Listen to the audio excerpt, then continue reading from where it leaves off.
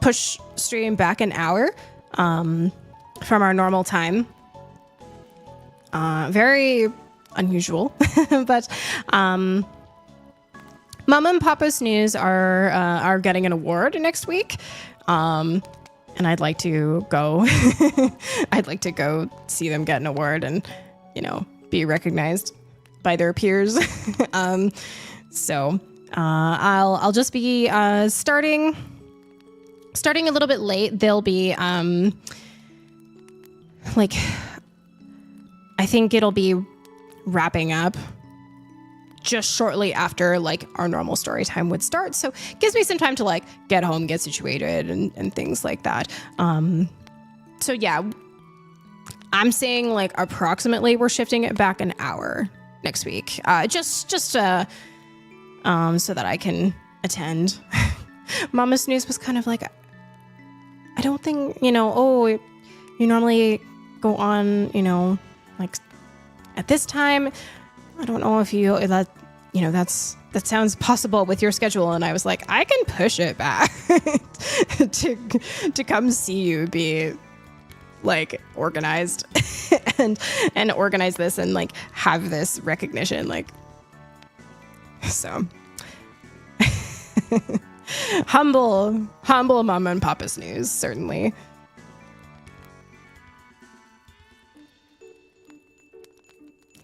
And the chat overlords will allow it. You guys are always very understanding when, there are life things. Generally because, I keep to a pretty strict schedule, I can kind of be have my determined times of this is when I am available, which is nice, nice, predictable. But, you guys, anytime that it's ever need to take some time for personal time, holidays, being sick, anything like that, you guys are always so wonderful. So I'm appreciative. Thank you. The books are many years old. They can surely wait for things like this. It's very sweet. They are very old. They they are in the public domain, but it's so nice that we get to share them together, isn't it? If they don't. And our parents are very old and can't wait for these kinds of things to come up again. Yeah, this is, based on many years of contributions to community and to their peers and things like that. So, it's a special thing. And, it kind of sounds like it was a thing where first they came to Mama Snooze and they were look, you have been selected. There's 2 awards at this conference type thing. And they were Mama Snooze, you have been selected for, for this award for your contributions. And then a week later, they called Papa Snooze and they were Papa Snooze, you are being selected for the other award that they're giving out. So, kind of cool, that they get to individually for separate things, but rigged a little bit. I think surely on the award committee, they were wouldn't it be nice to do both of them at the same time? If I was on a committee and there were 2 strong people who were a couple, it would be wouldn't that be nice to do it both?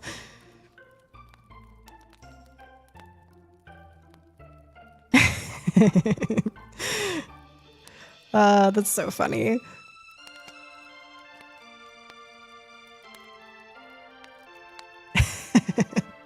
Oh, that popped me.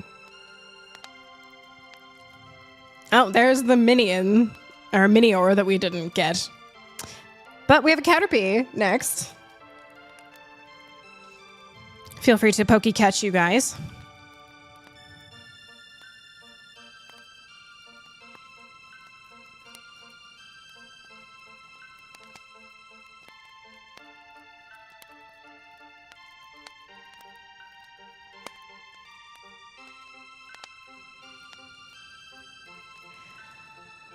Well, you guys,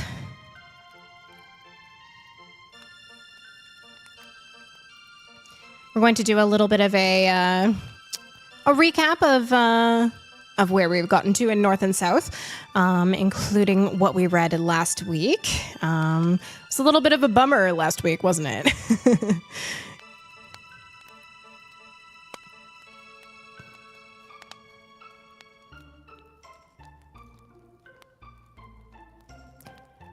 All right. As we're getting so close to North and South completing, there's a lot of like little moving parts. So it's always a little bit of a long recap. But it's nice to have the reminders because, for example, Henry Lennox, we see in the first like 4 chapters, and then we don't see him for like 200 pages. Whoa! A shiny Caterpie, congratulations.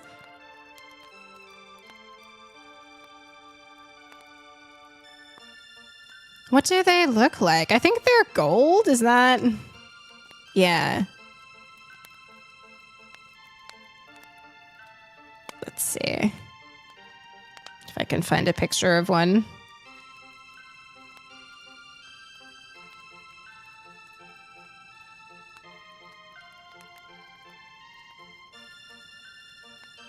Yes, okay.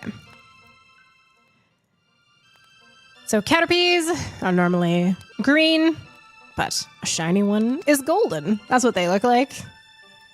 Congratulations, Drew. Cute.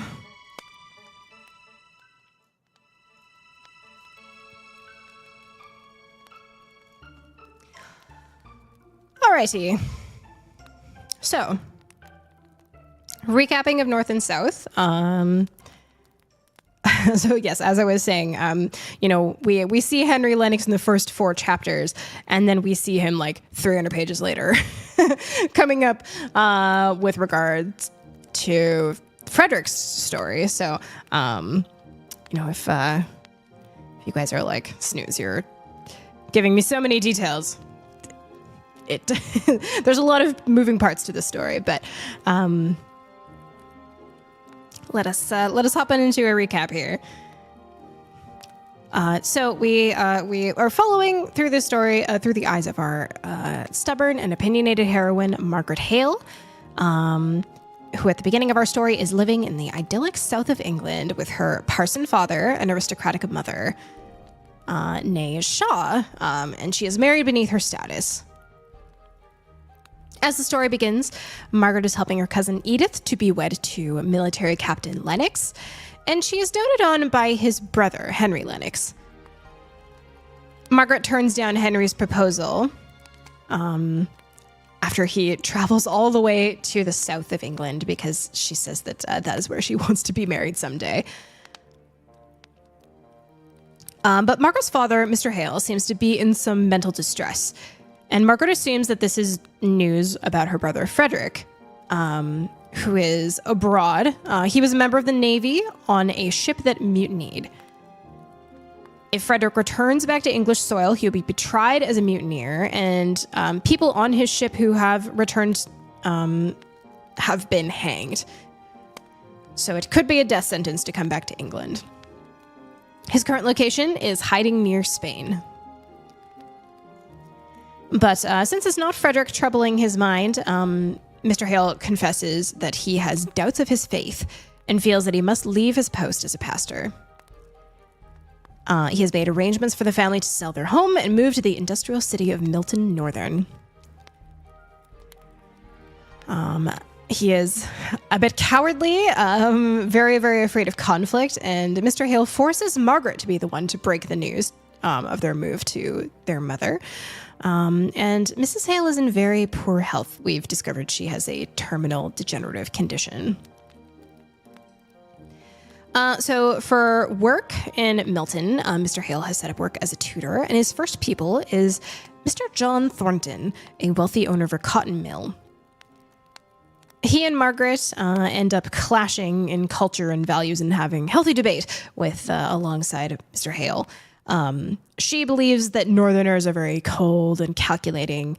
They're obsessed with progress for progress's sake. And he sort of has the prejudice that Southerners are so idealistic. They're hedonistic. They never want to advance. He describes them like being flies in honey. Mrs. Thornton, the mother of Mr. Thornton, she has pretty strong opinions about Southerners as well, and she dissuades him from any communication with that Hale girl. But when she hears that Margaret wouldn't be interested in him because they clash, she changes her tune of, how dare she not want my son? Does she think she's the queen or something? But rather than the uncomfortable relations of the Thorntons, a happy connection that Margaret makes in Milton is with a factory worker, Nicholas Higgins, especially to his daughter Bessie. Bessie is of a similar age to Margaret, but she is deeply ill. And it is because of her work in cotton production, there's particulate that gets in the air and it gets into her lungs, cotton lung. So she describes it as her lungs are filled with fluff. And in production, this is very common if factories don't have fans to circulate the air properly.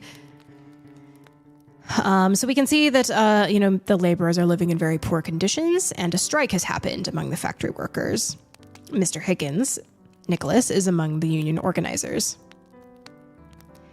And again, through Margaret having friends with the Higgins and, Mr. Thornton being a client of her father, we sort of hear both sides of what's going on. Factories like Thornton's trade is bad, and they may not be able to stay open to employ people at all if their expenses increase, like laborers getting higher wages. But we can see that the laborers live in very awful conditions. They aren't able to send their children to school. They have to send young children to factories to try to get by and just to work and survive. And it is implied that the last strike got violent. As the strike continues, we see the strain on both sides. Mr. Thornton is under pressure from the other factory masters to be the chief mediator. And he has brought in laborers from Ireland to complete his contracts that he needs to fill because the strike is not getting resolved. So he's brought them into Scab. Whereas laborers like Mr. Boucher, he has 8 children at home, and he feels he cannot afford to hold the line. And he feels increasingly desperate to do something which might be breaking the strike.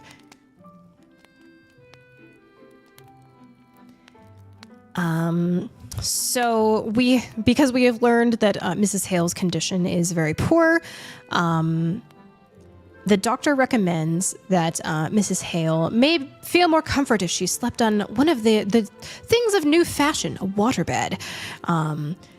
And he says that the Thorntons have one that he knows. So Margaret pays them a visit to make a request, but she is so preoccupied with her mother's failing health that she doesn't notice that there is unrest in the street. Because Thornton has brought in Irish labor, the striking laborers are revolting. They are charging at the gates. And while Margaret is paying this call, she is trapped in the house with the Thornton family. Margaret looks out and she sees familiar faces, people that pass her in the street. And she knows and empathizes with their struggle. And she tells Thornton to go down and address them like man to man. And unfortunately, they are too riled up and it's looking like it could get violent. And Margaret feels that this isn't a fair fight. He's one man against hundreds. And she jumps down to bodily protect him, hoping as an innocent third party, they might stay their hands. But unfortunately, this doesn't happen. A rock is thrown by Mr. Boucher, and it was going for Thornton, but strikes Margaret in the head, causing her to pass out. Margaret's injury causes the crowd to disperse. None of them want the soldiers to arrest them for harming a woman. And Thornton is surprised by this. He feels that Margaret must have only done this by motivation of it was an act of love. And he admits to himself that he loves this woman who sacrificed herself for him, and rushes off to deal with the soldiers and things like that. And while Margaret is sort of coming to, she hears the Thorntons' maids gossiping about the girl who threw herself at the master. Mortified that this could be a perception of what she had done, affectionate act instead of a just act, Margaret rushes off as fast as she can. But the next day, Thornton proposes, and Margaret lets him know in no uncertain terms the idea is disagreeable to her. But they agree to try to be civil for the sake of Mr. Hale. Mrs. Hale frantically asks Margaret for her dying wish to see her son one last time. And Margaret does so. She writes to him, even knowing that this could put him in grave danger. And Frederick does arrive. He lets his family know, he's found a woman he has gotten betrothed to in Spain. And he describes the conditions of the ship before the mutiny, and this causes the Hales family to write to Henry Lennox with all of this knowledge, possible witnesses, so that he maybe could have his name cleared with enough evidence.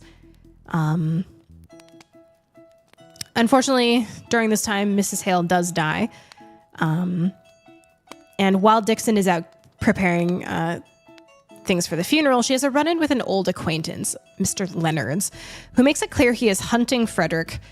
There is a reward out for his name, bringing him to justice, and they make it a very snap decision. Frederick has to leave on the night train. So Margaret and Frederick sneak out under cover of darkness to the train station, and they're spotted by Mr. Thornton in passing, and he scowls at them. But they are also spotted by Leonards, who had an idea that, if Frederick was in town, he might be trying to skip town. And he recognizes Frederick and tries to lunge at him. And Frederick gives him a bit of a shove off the train platform. The man falls 3 feet, but kind of gets back up and is grumbling. But that's enough time for Frederick to get on the train and escape. However, the next day, Margaret is questioned by the police as to her whereabouts the night before, because Leonards ended up dying from internal bleeding, and someone matching her description was seen at the station. She lies and says that she wasn't there to protect her brother. And Mr. Thornton is a local magistrate, and when asked by the police as to how to handle Margaret's situation, he's in an interesting situation because he knows that she was there and is lying about it. But he speaks to the doctor, and the doctor kind of said that Leonards had a lot of complications in his health from his drinking, and he kind of uses his influence to say, maybe we don't need to investigate this death any further. But when Margaret hears this, she is filled with intense guilt and loathing at what he must think of her.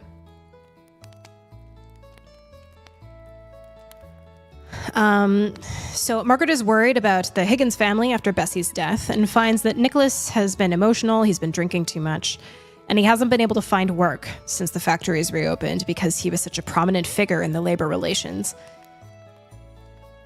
So during her visit, there is some chaos outside, and a body needs to be identified. It turns out it is Boucher, who was also not able to find work after the strike because he was one of the ones who was known to have gotten violent. He has drowned himself. And the Hales and the Higgins agree to band together to find help and support for the widow and her many children, which is a nice distraction for both of the men who lost a loved one and are thoroughly miserable. But we see through Thornton's eyes now that he believes he saw Margaret with a lover, and she's hiding her sort of illicit affair. And so that's why he's like, I think she might be in some trouble. And so he asks Mrs. Thornton to give Margaret counsel, woman to woman. But when Margaret understands the insinuation of what she was doing with that man, she's offended and reacts angrily. And we can see that perhaps Mrs. Thornton and Margaret are a little too similar in their stubbornness. But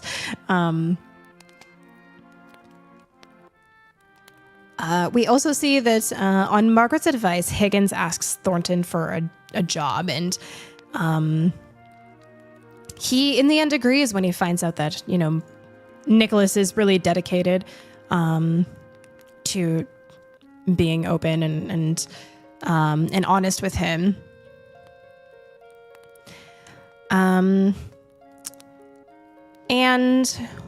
where we kind of left off last week, Mr. Hale went to go visit Oxford, which is where he went to school, and some of his old classmates, and dies in his sleep while he is there. So Mr. Bell, his best friend from school, is taking care of a lot of the arrangements, but poor Margaret has suffered so much loss and so much strain that she is struggling greatly at this time. And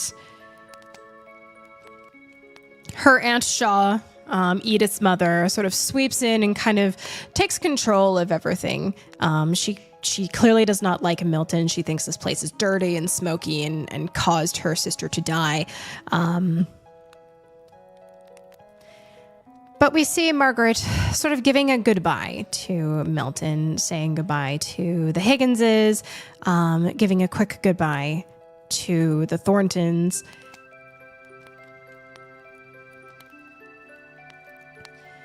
But in the end, Margaret is, she's almost like catatonically numb, and she's not considered well enough to travel to Oxford for her father's funeral. So Mr. Thornton and Mr. Bell are kind of working together to carry out his last rites.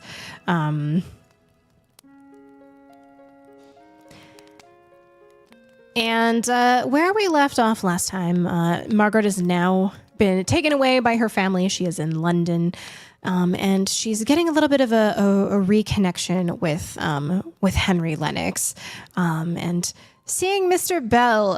Mr. Bell is a little bit of I think the voice of the reader in a way. He's sort of a neutral third party, and we can kind of see where the Shaws and Lennoxes think themselves a little bit above a manufacturing town. And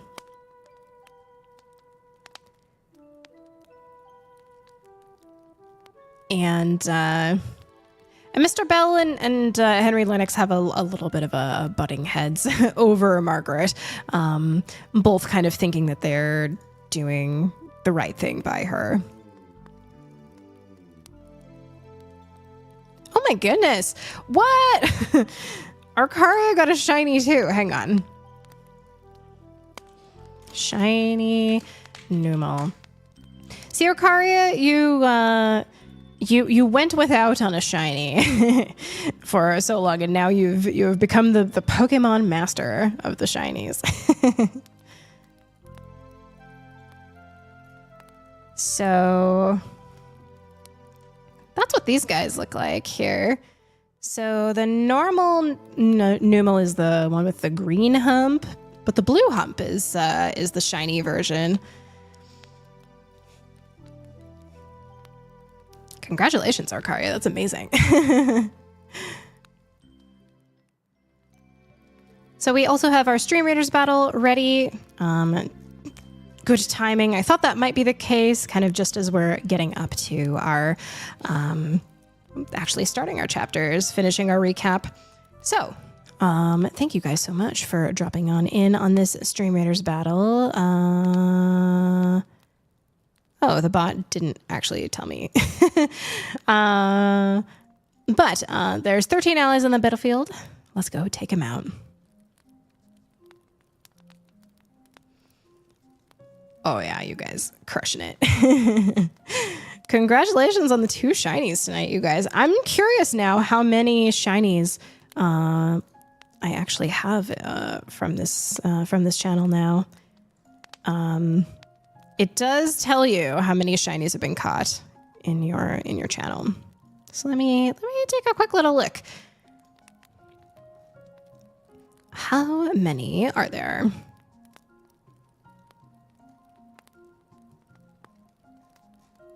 13 now.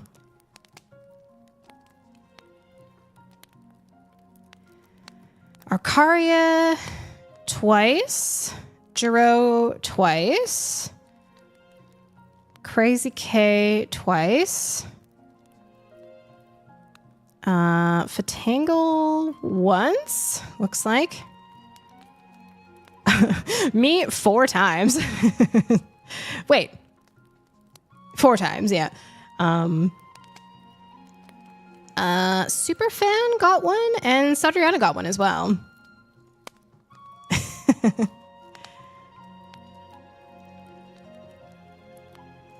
All right, you guys. Thank you so much, Aardvark and Doomy, getting our most kills and assists, and then our random rewards are going to Fatangle and Aardvark. Everyone you've caught has been with a quick ball. I have 4 total now. Interesting. So quick ball. For those who are trying to catch your shinies, that's Arcaria's hot tip. You heard it here first. I think we can do this one. I believe in us. I think we got it. I'm going to throw down a snooze bomber. Feel free to hop on and enjoy me if you like. So we're going to read 2 chapters of North and South tonight. One kind of quick, short one. And then one that's pretty long.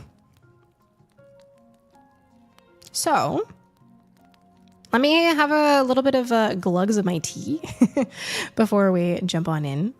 And then we'll begin this short little chapter of chapter 45.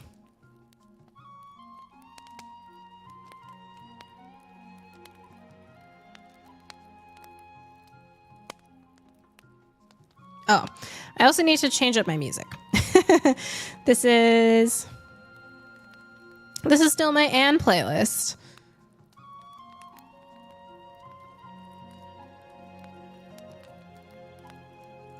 Slightly different vibes for North and South as opposed to Anne.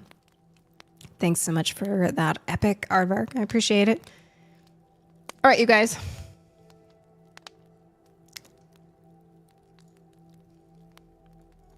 Chapter 45.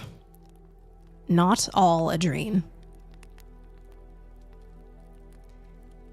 Where are the sounds that swam along the buoyant air when I was young? The last vibration is now o'er, and they who listened are no more. Ah, let me close my eyes and dream. W.S. Lander.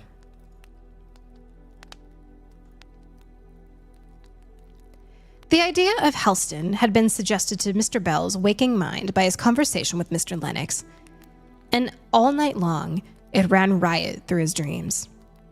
He was again the tutor in the college where he now held rank of fellow. It was again a long vacation, and he was staying with his newly married friend, the proud husband and happy vicar of Helston. Over babbling brooks they took impossible leaps, which seemed to keep them whole days suspended in the air. Time and space were not, though all other things seemed real. Every event was measured by the emotions of the mind, not by its actual existence, for existence it had none. But the trees were gorgeous in their autumnal leafiness. The warm odors of flower and herb came sweet upon the sense. The young wife moved about the house with just that mixture of annoyance at her position as regarded wealth with pride in her handsome and devoted husband, which Mr. Bell had noticed in real life a quarter of a century ago.